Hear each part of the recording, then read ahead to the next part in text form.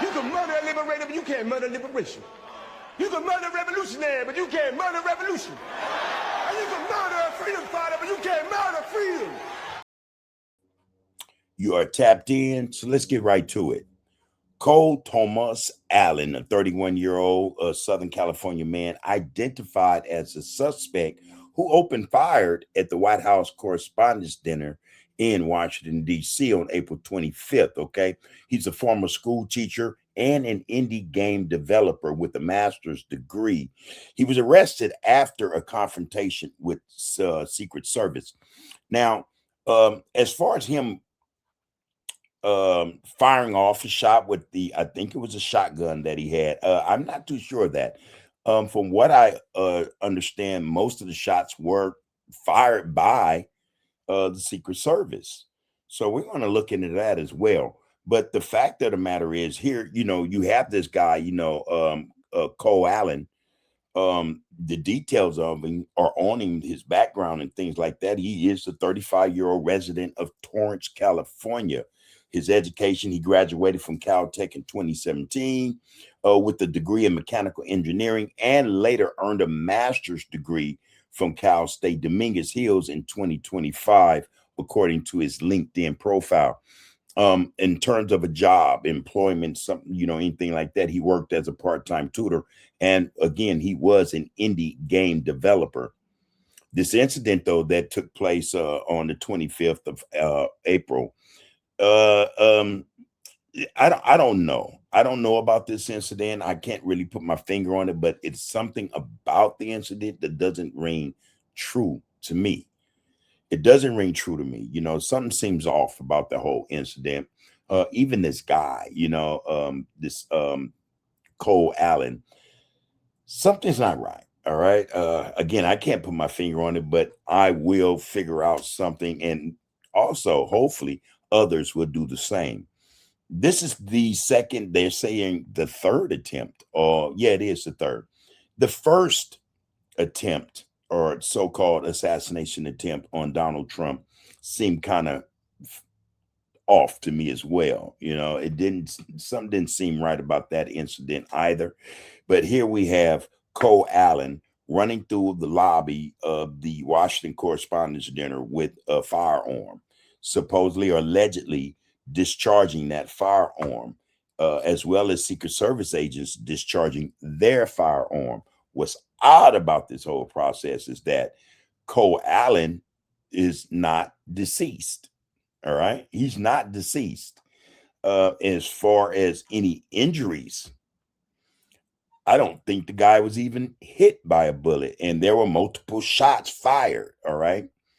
I have a clip. I want to bring that clip in, and hopefully you guys can jump in the comments and let us know what you think about this, because again, there's something not right. Something is off about this whole alleged assassination attempt by Cole Allen.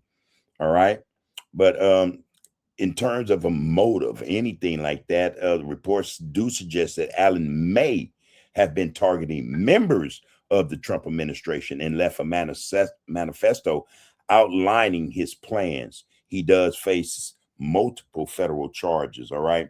That being said, I want to bring this clip in. Before we do, please like, share, follow, comment, and subscribe to Tapped. You are tapped in, and we appreciate you guys' participation and viewership. All right. Let's go bring this clip in, because again, there's just something not jibing with this whole thing. All right. And hopefully we can talk about this. All right, here's a clip. Ladies and gentlemen, the 45th and 47th President of the United States, Donald J. Trump, and First Lady Melania Trump.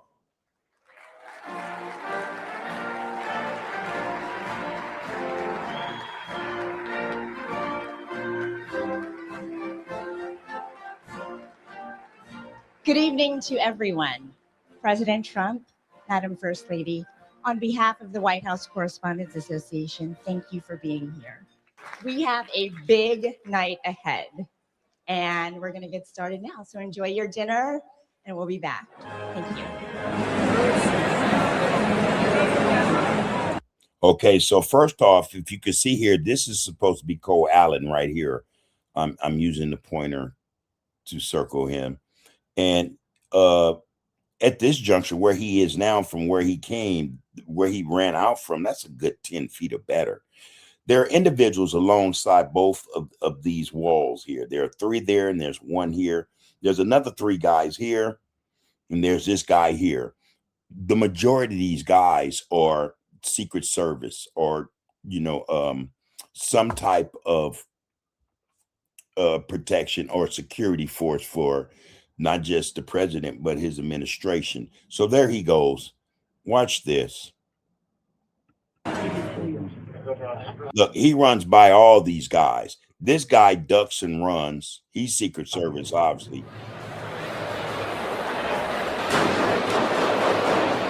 There was 4 shots and another shot. I heard. He was being ignored.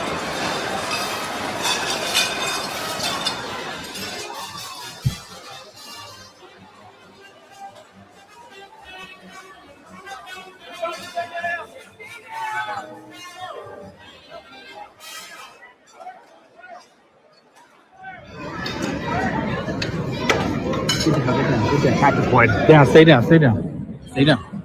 Pandemonium has erupted after a security incident in which we saw Secret Service and other forms of security rush into the room after what now appear to be reports of shots being fired. What we saw was a quick rush to the stage where President Trump was sitting, and the president and his wife, Melania, were escorted off stage. And then we saw additional security come surveying the room and taking cabinet members and other top government officials out of the area. It all happened so quickly that before we knew it, most of the head table had been whisked out of the room. And the scene took a few minutes to clear before people felt secure enough to get up and walk around. Nobody was hurt. He and the First Lady, the cabinet, everybody's safe. He said earlier tonight that journalism is a public service, because I saw all of you. Journalism is a public service is her statement. But, you have to ask, if that's the case, why is it then that journalists do not tell the truth, do not serve the people with the news correctly? What's up with that? If journalism is a public service, then why is not journalism or journalists and the media serving the people in terms of what is really going on, not just in the world, but with this administration and its president? Reporting, and that's what we do. You haven't done a good job. I've been watching a lot of news for a very, very long time, and journalists are, for those of us who know, journalists are they're told what to write, what stories to write, whether or not some stories will be published or not.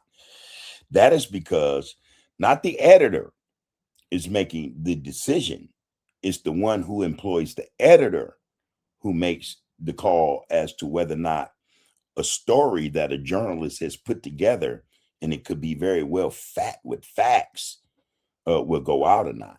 It's the owner of that publication, that media source, who decides what news gets filtered out or disseminated amongst the people. And most of these owners, as we all should know, are the super rich, the 1%. All right.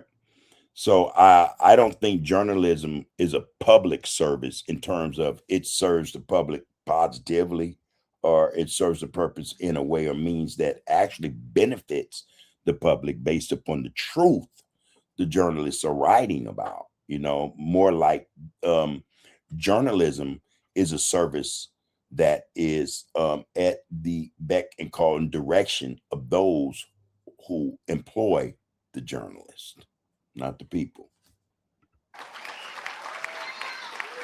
Right now, I'm outside of the hotel. There's a lot of law enforcement presence here. Lots of police vehicles, helicopters overhead, as blocks and blocks are blocked off.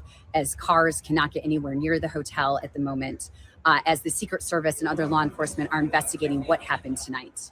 A man charged a security checkpoint armed with multiple weapons, and he was taken down by some very brave members of Secret Service, and they acted very quickly. Nobody told me this was such a dangerous profession. If Marco would have told me, maybe I wouldn't have run. Maybe I would have said, I'll take a pass. No, You know, he's lying through his teeth. it's a dangerous profession, but I don't view it that way. Look, I'm here to do a job. As part of the job, it is a dangerous. I can't imagine that there's any profession that's more dangerous. But I love the country, and I'm very proud. I'm very proud of the job. All right, Trump, enough of your lies. So, yeah, that was that incident. And I would like, I wonder if there's more footage, a better footage of that incident that night involving Cole Allen, the alleged gunman who supposedly or allegedly let off a round or discharged his firearm, along with the discharging of Secret Service firearms in that area or in that particular incident. This guy, for whatever reason, he's decided that he had an issue with the Trump administration, and not Trump per se, but the administration. It makes you wonder who in the administration was he going after, who could have been his target. He has written a manifesto, and in that manifesto, I'm pretty sure are his grievances, you know, his issues with the Trump administration. Not only that, but again, whatever his plans were in terms of making this manifesto something worth being studied in the years and years to come. How he planned to go about doing it or finishing, or what was his plan exactly, is still unknown. The guy's alive. He's in custody. So at some point, we're sure to hear his take, or what they say his take on the incident or matter is. There are a lot of disgruntled American citizens, you know, running around with guns. So this guy, for whatever reason, you know, he was just, you know, the guy next in line to play out his grievances against the Trump administration. That being said, this is the third assassination attempt against Donald Trump. The first two were also, for whatever reason, thwarted before they can actually, you know, come to anything. The first one, of course, it was alleged that a bullet from the sniper rifle nicked the ear of President Trump, rather than, you know, impacting President Trump anywhere in his facial area, you know, of any significance. So that occurred, and I'm pretty sure everyone remembers that. Even then, that I found something wrong with that. I didn't find that to be something that was, let's say, an unorchestrated incident.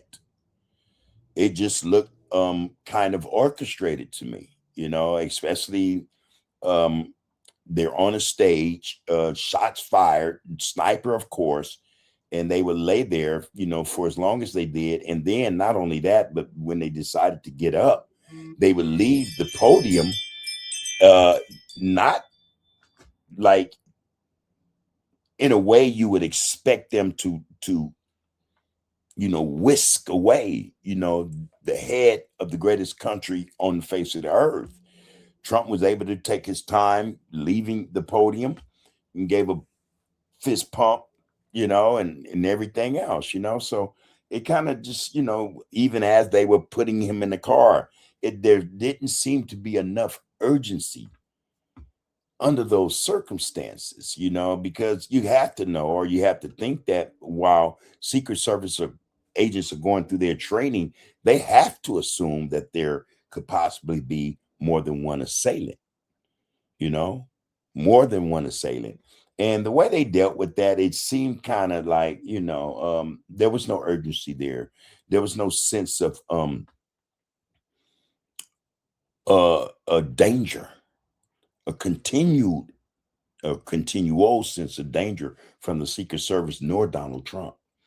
Now, hey, I can be president and a bullet could nick me in my ear, and on the stage, I'm out in the open.